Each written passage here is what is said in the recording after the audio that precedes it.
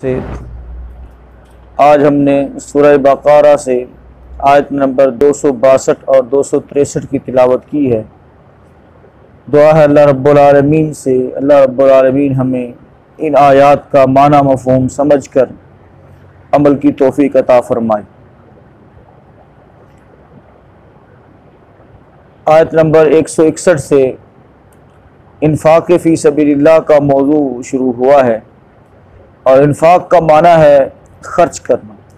फ़ी सबीलिल्लाह अल्लाह की राह में, अल्लाह के रास्ते में, और ख़ास तौर पर जिहाद फ़ी सबीलिल्लाह, यानी इससे पहले जितनी भी आयात हैं और इसके बाद जितनी भी आयात हैं उनमें जिहाद फ़ी सबीलिल्लाह अल्लाह की राह से मुराद जिहाद फ़ी सबीलिल्लाह ही लिया गया है। यानी दुश्मनान इस्लाम के ख़िलाफ़ अपनी सलाहियतों को सर्फ़ करना, माल को सर्फ़ करना, इसी तरह से ज़रूरत पड़े तो अपनी जान जवानी को पेश करना, ये सब कुछ जो है वो फ़ी सबीलिल्लाह है। इसके अलावा 8 मसारिफ़ ज़कात जिनका बयान सूरह तौबा की आयत नंबर 60 के अंदर हुआ है, वो भी हमें अपने सामने रखनी चाहिए क्योंकि वो मसारिफ़ और वहाँ जो ख़र्च करने की वो जो जगह हैं वो भी अल्लाह रब्बुल आलमीन ने मेंशन फरमाई। तो इन आयात में जिहाद फ़ी सबीलिल्लाह यानी अल्लाह की राह में ख़र्च करने के फ़ज़ाइल का बयान हो रहा है और इसी तरह से इन्फ़ाक़ की मुसीबत, इन्फ़ाक़ पर जो कुछ इंसान को मिलना है और जिस अंदाज के साथ या जो चीज़ें सदक़े को, इन्फ़ाक़ को ज़ाया करती हैं, उनका बयान भी अगली आयत के अंदर आने वाला है। तो आज का जो हमारा सबक है मोहतरम भाइयों, उसमें किन लोगों का इन्फ़ाक़ कबूल है, किन लोगों का ख़र्च करना, किया जाना इंदल्लाह मकबूल है, उसका बयान हो रहा है। तर्जुमा देखेंगे फिर इंशाअल्लाह बात समझ आएगी। फरमाया अल्लज़ीना, वो लोग युनफ़िक़ूना जो खर्च करते हैं, युनफ़िक़ूना जो खर्च करते हैं और करते रहेंगे, अमवालहुम अपने माल, फ़ी सबीलिल्लाह अल्लाह की राह में, सुम्मा फिर ला नहीं, युतबिऊना फिर नहीं वो पीछे लाते, मा अनफ़क़ू उसके जो खर्च किया उन्होंने, मन्नन कोई एहसान, वला अज़न और ना ही कोई तकलीफ़, ना एहसान जितलाते हैं और ना ही कोई तकलीफ़ देते हैं। और ये तकलीफ़ जिस्मानी भी हो सकती है और ज़हनी भी हो सकती है। फरमाया ना वो एहसान जताते हैं और ना ही तकलीफ़ देते हैं। फरमाया लहुम उनके लिए, अजरुहुम उनका अजर है, इंदा रब्बिहिम उनके रब के हाँ, वला खौफुन और ना ही होगा खौफ, अलैहिम उनके ऊपर, वला हुम यहज़नून और ना वो गमगीन होंगे। क़ौलुम मारूफ़ुन भली बात, अच्छी बात, व मग़फ़िरतुन और माफ़ कर देना, खैरुन बेहतर है, मिन सदक़तिन उस सदक़े से, यतबउहा पीछे लाया जाए जिसके, अज़न तकलीफ़, यानी बंदे ने सदका किया और सदका करने के बाद तकलीफ़ दे रहा है, उसे बार बार जिता रहा है, उसे एहसान झाड़ रहा है उसके ऊपर, ये उस सदके से, ये जो ऐसा सदका करना उससे बेहतर है कि बंदा कोई अच्छी बात कह दे, बंदा माफ़ कर दे, बंदा उसको टाल दे किसी तरीके से, लेकिन सदका करके उसको तकलीफ़ पहुँचाता रहे, ये सदका किसी काम का नहीं है। फरमाया वल्लाहु और अल्लाह गनीयुन बेपरवाह है, हलीमुन और निहायत बुर्दबार है, निहायत बुर्दबार है। तर्जुमा दोबारा से देखें, अल्लज़ीना वो लोग जो युनफ़िक़ूना खर्च करते हैं, अमवालहुम अपने माल, फ़ी सबीलिल्लाह अल्लाह के रास्ते में, उम्मा फिर ला युतबिऊना नहीं पीछे लाते उसके, मा अनफ़क़ू जो उन्होंने खर्च किया, यानी जो उन्होंने खर्च किया उसके पीछे नहीं लाते, मन्नन कोई भी एहसान, वला अज़न और ना ही कोई तकलीफ़। लहुम उनके लिए अजरुहुम अजर है उनका, इंदा रब्बिहिम उनके रब के यहाँ, वला खौफुन और ना ही कोई खौफ है होगा, अलैहिम उन पर, वला हुम यहज़नून और ना ही वो गमगीन होंगे। क़ौलुम मारूफ़ुन अच्छी बात कहना, अच्छी तरह से टाल देना, व मग़फ़िरतुन और माफ़ कर देना, खैरुन बेहतर है, मिन सदक़तिन उस सदक़े से, यतबउहा अज़ा जिसके पीछे किसी तरह की तकलीफ़ पहुँचाना हो। वल्लाहु और अल्लाह गनियुन बेपरवाह है, हलीमुन बेहद बुर्दबार है। मोहतरम भाइयों, आज का जो हमारा सबक है निहायत ही अहम है कि अगर हम नेकी को पहुंचना चाहते हैं और इन्फाक़े फ़ी सबीलिल्लाह अल्लाह की राह में ख़र्च करने के अजर सवाब 1 से 70 और 700 गुना हासिल करना चाहते हैं और उससे भी ज़्यादा अजर हासिल करना चाहते हैं, तो फिर हमें इन्फाक़े फ़ी सबीलिल्लाह के इस तरीके को अपनाना होगा, उस अंदाज से सदका करना होगा कि जिस अंदाज से अल्लाह को पसंद है। और पीछे हम ये बात पढ़ चुके हैं कि अल्लाह रब्बुल आलमीन को सबसे ज़्यादा सखावत और ख़र्च करना वो पसंद है जिसके अंदर दिखलावा ना हो, जिसके अंदर रियाकारी ना हो, जिसको छुपा कर यानी बिल्कुल सीक्रेट रख के जो है वो किया जाए। ऐसे अंदाज में खर्च करना अल्लाह को ज़्यादा महबूब है, ज़्यादा पसंद है। और ऐसे लोगों के लिए जो बिल्कुल छुपा कर करते हैं और हत्ता के दाएं हाथ से खर्च करने का इल्म बाएं हाथ को नहीं होता, इस कदर पोशीदा रख के, तो ऐसे लोगों के लिए खुशखबरी है। फरमाया कल क़यामत के दिन वो अल्लाह के अर्श के साए के अंदर होंगे जब कोई साया ना होगा। तो भाइयों, ये है अजर और सवाब उन लोगों के लिए जो अल्लाह की राह में खर्च करने के मामले में बहुत ज़्यादा एहतियात से काम लेते हैं।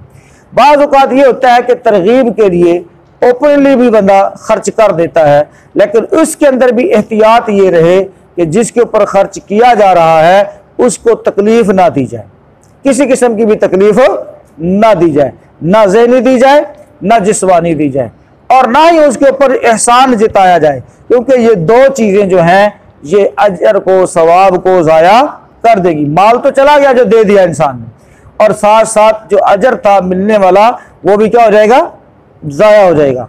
रसूलुल्लाह सल्लल्लाहु अलैहि वसल्लम ने फरमाया 3 आदमी ऐसे हैं जिनको अल्लाह रब्बुल आलमीन जिनसे कोई कलाम नहीं करेगा, जिनकी तरफ नज़र रहमत से नहीं देखेगा, उनको पाक भी नहीं करेगा, उनको पाक भी नहीं करेगा। वो 3 आदमी कौन से हैं? पहले नंबर पर फरमाया कि वो बंदा जो अपनी शलवार को, चादर को टखनों से नीचे लटकाता है, टखनों से नीचे लटकाता है फ़ख्र से या वैसे जिस अंदाज से भी वो लटकाता है, अल्लाह के रसूल सल्लल्लाहु अलैहि वसल्लम ने इससे मना फरमा दिया। दूसरे नंबर पर एहसान करके जितलाने वाला, एहसान करके जितलाने वाला, यानी किसी के ऊपर कोई भी एहसान किया, बाद में उसको बार बार फलाने मौके से मैं तेरे काम आया था और साढ़े ते एहसान ही तुहाडे ते बड़े ने, यानी हम तुसीं सानू हुण लिफ्ट नहीं करांदे, फलां मौके से तुहाडा यह काम कढ़ाया सी, यह कीता सी, अब ये जो सारी बातें हैं ये किस में आती हैं? एहसान जितलाने के अंदर आती हैं। तो मुहतरम भाइयों, और इसी तरह से झूठी कसम खाकर अपना माल फरोख्त करने वाला, झूठी कसम खाकर अपना माल फरोख्त करने वाला, ये शख्स भी अल्लाह की नज़र रहमत से दूर होगा। और ये बात एक दफ़ा नहीं, 2 दफ़ा नहीं, अल्लाह के रसूल सल्लल्लाहु अलैहि वसल्लम ने 3 मरतबा फरमाई कि वो शख्स नामुराद है, वो नाकाम हो गया, वो बर्बाद हो गया, तबाह हो गया। अल्लाह ताला उसको ना पाक करेगा, ना उससे कलाम करेगा, ना उसकी तरफ नज़र रहमत से देखेगा। तो भाइयों, इस कदर शदीद वईद है अल्लाह के रसूल सल्लल्लाहु अलैहि वसल्लम की जानिब से कि जो बंदा एहसान करके जितलाता है, तकलीफ देता है, परेशान करता है। अब मोहतरम भाइयों, अजर सवाब क्या है कि जो इन 2 बीमारियों से बच गया, एहसान जितलाने से और किसी को तकलीफ देने से बच गया, फरमाया उनके लिए उनका अजर महफूज है। ये उनकी सेविंग है, ये उनकी क्या है, यानी ऐसी सेविंग है कि जो बढ़ रही है। मोहतरम भाइयों, आम तौर पर जो है हमारे यहाँ जो बैंकिंग का सिस्टम है, इसके अंदर सेविंग अकाउंट जो है मोहतरम भाइयों, ये नाजायज़ अकाउंट है, जिसके अंदर बंदे को कहने के सूद मिलता है, और इसी तरह से हर हवाले से ये इसको नाजायज़ और हराम उलमा ने करार दिया है। तो लेकिन ये जो अल्लाह की राह में इन्वेस्टमेंट बंदा कर रहा है, खर्च कर रहा है, ये बेहतरीन सेविंग है। ये जो अल्लाह की राह में बंदा खर्च कर रहा है और उसको 1 का 10 गुना और 70 और फिर 70 से 700 गुना अल्लाह रब्बुल आलमीन उसको अता करने वाला है। लेकिन ये इतना ज़बरदस्त सिस्टम है कि बंदा अल्लाह की राह में खर्च करता चला जाए। अच्छा, फिर ये भी नहीं है कि दुनिया का माल उसका कम हो जाएगा, नहीं, बल्कि अल्लाह के रसूल सल्लल्लाहु अलैहि वसल्लम ने फरमाया, मा नक़सत सदक़तुम मिन माल, सदका माल को कम नहीं करता। खर्च करना अल्लाह की राह में, इससे बंदे का माल कम हो जाए ये हो ही नहीं सकता, बल्कि अल्लाह रब्बुल आलमीन दुनिया में उसको अता फरमाएगा और कल क़यामत के दिन भी उसको अता फरमाएगा। तो भाइयों, अब जो बंदा इन चीज़ों से बच गया, किससे? एहसान जतलाने से और दूसरे नंबर पर तकलीफ देने से, फरमाया उनका अजर अल्लाह के यहाँ महफूज है और उनके ऊपर ना कोई खौफ होगा और ना ही कोई गम होगा। खौफ और गम के अंदर भी फ़र्क है। खौफ होता है एक अनजानी चीज़ के पहुंचने का डर, और गम होता है वो चीज़ उसके ऊपर से आ गई है, गुजर गई है, अब उसके ऊपर उसको पछतावा हो रहा है। समझ आ रही बात की? ये जो दोनों चीज़ें हैं ना मोहतरम भाइयों, इसका हमारी सेहत के साथ और हमारे मामलात के साथ बड़ा गहरा ताल्लुक है।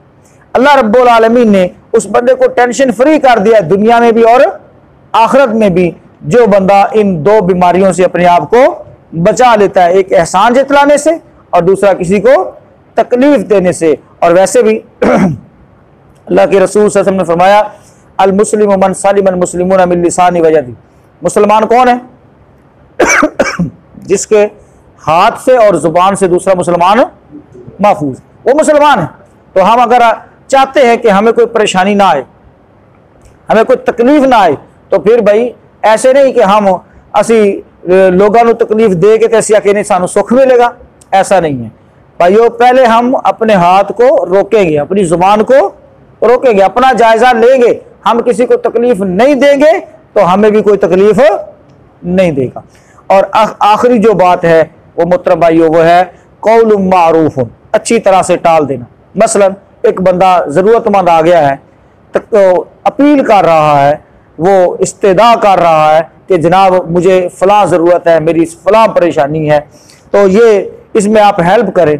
अब बंदा उसको 100 सुनाना शुरू कर दे, चंगा भला आटा कट्टा है, चंगा भला फलां है जी, तेरे जहाँ फलां। अब भाई उसने अगर गिर कर आपसे सवाल कर लिया है तो उसको 100 सुनाने की क्या ज़रूरत है? उसको देना चाहते तो दे दें, नहीं दे सकते तो फिर कौल मारूफ, भले तरीके से उसको टाल दें, अच्छे तरीके से उसको टाल दें कि फिर चक्कर लगा लेना, अभी मेरे पास गुंजाइश नहीं है, अभी मैं नहीं कर सकता आपकी हेल्प, जब आ जाएंगे मैं आपसे खुद मिल लूंगा। इस अंदाज में कौल मारूफ, भले तरीके से बात, ये नहीं तुसी रोज सिर खाना आ जाते हो, है जी, तुसी मगरों लेंदे ही कोई नहीं है। ये इस तरह की बातें आप सुनते होते हैं ना, बाजार के अंदर चले जाएं, कहीं भी चले जाएं, इस तरह की बातें आम चल रही होती हैं। कौल मारूफ, भाई अच्छे तरीके से टाल दें, भली बात करें, अपनी जुबान का गलत इस्तेमाल ना करें, नेकियों को अजर को ज़ाया कर देगा। वह मग़फ़िरतुन, और मुआफ़ करना। बाज़ साइल जो है वो चिमट जाते हैं बंदे के साथ, बदतमीजी कर जाते हैं। अक्सर आपने देखा होगा मस्जिदों के बाहर, है जी, मैं अरब के अंदर मैंने देखा, वो जनाब हर बंदे को कई लत्ता में चिमट जाते हैं, है जी, हाजी हाजी कुछ ना कुछ दे के जाओ। अब बंदा उनके रवैये से तंग आकर उनको कुछ ना कुछ सुनाना शुरू कर देता है। भाइयों ऐसे नहीं करना चाहिए। मग़फ़िरतुन, उनके गलत रवैये को भी क्या करना है? मुआफ़ करना है। वह मस्साइल फला तनहर, जो सवाल करने वाला है उसको मत झिड़को, उसको झिड़कना भी नहीं है, जो साइल है उसको झिड़कना भी नहीं है।